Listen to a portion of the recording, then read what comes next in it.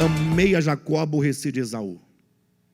Isso só se aplica para Deus se você entender um amor específico, sobretudo num relacionamento conjugal.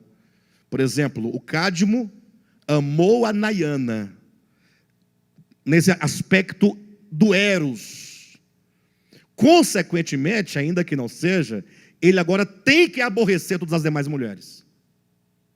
Mas aborrecer não é chutar, não é xingar, não é desprezar, não é ser machista. Desprezar significa que ele não tem olhos para outra mulher no âmbito da relação conjugal, senão para Cadma, para Nayana. E as outras mulheres, ele ama com amor fraterno. Aí faz sentido. Para Deus não faria nenhum sentido.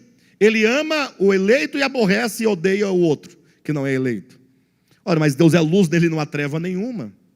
Então, se não tomarmos cuidado, a Bíblia vira uma confusão.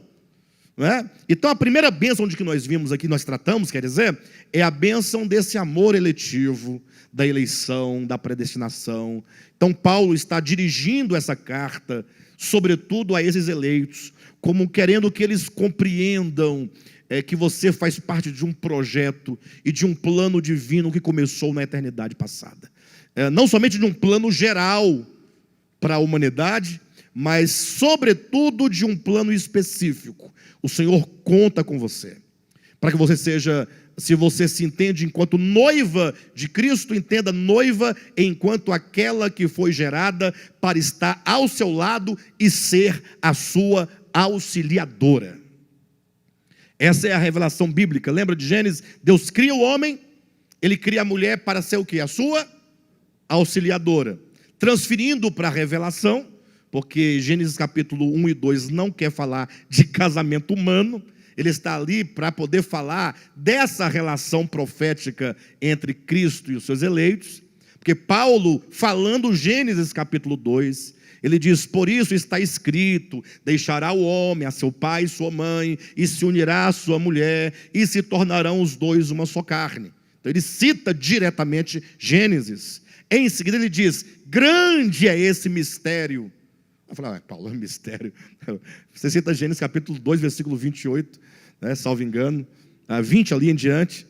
O que significa o homem se uniu à mulher, uma só carne? Isso é mistério. Que mistério é esse? Não tem mistério nenhum nisso. Ele fala: mas eu me refiro a Cristo e à igreja. Então Paulo lia Gênesis no âmbito da revelação. Ele não lia Gênesis para ficar criando doutrina sistemática, humana. Isso ele fez antes do caminho de Damasco. Todo o erro de Paulo, até o caminho de Damasco, foi esse: sistematizar a Escritura em temas. Ler as Escrituras como um conjunto de informações, de histórias e de doutrinas. Quando ele percebeu, quando ele conheceu a Cristo, seus olhos foram abertos e ele viu que o Cristo ressurreto era o Nazareno, que é o Filho de Deus, que se encarnou e morreu e ressuscitou. Toda a leitura dele teve que mudar.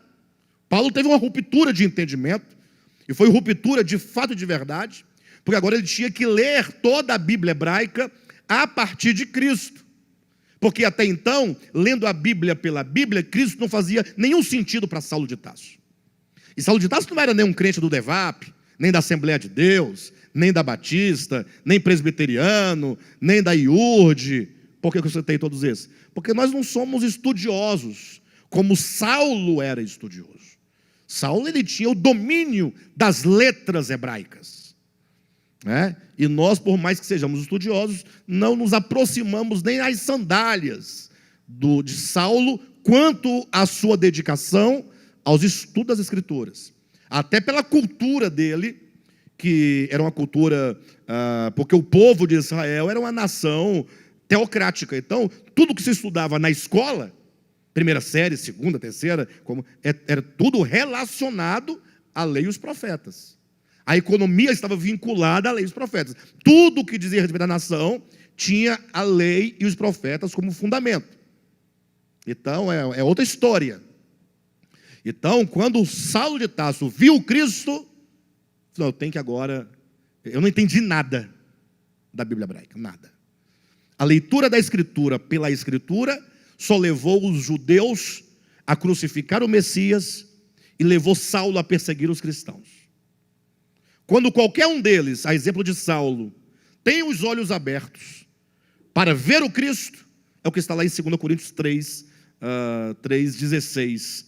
Quando algum deles se converte a Cristo, né, quando ele se converte, 3:15 de 2 Coríntios, quando alguém tem o véu retirado e ele então se converte a Cristo, agora os seus olhos são abertos para ele enxergar. Então Saulo, quando enxerga, fala: gente, o que eu fiz até agora? Aí ele vai para o deserto da Arábia e ele vai ler novamente a Escritura, tendo Cristo como a chave de interpretação de toda a Escritura. E aí que agora ele tem uma nova percepção, né, acerca do que é a verdade. Agora ele se torna um cristão e vai escrever pelo menos 14 epístolas que estão na sua Bíblia aí, das quais uma delas é Efésios, né?